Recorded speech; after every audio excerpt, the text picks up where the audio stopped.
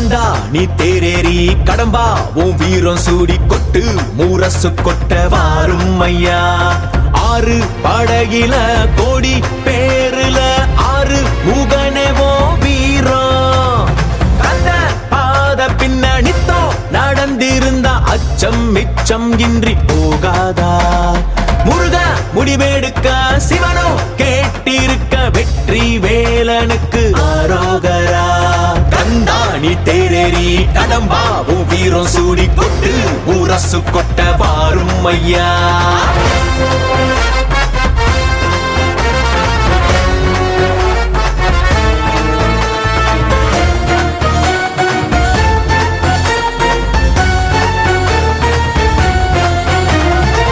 சங்கமே முதல் சங்கமா அண்டமெல்லாம் அறிய வச்சு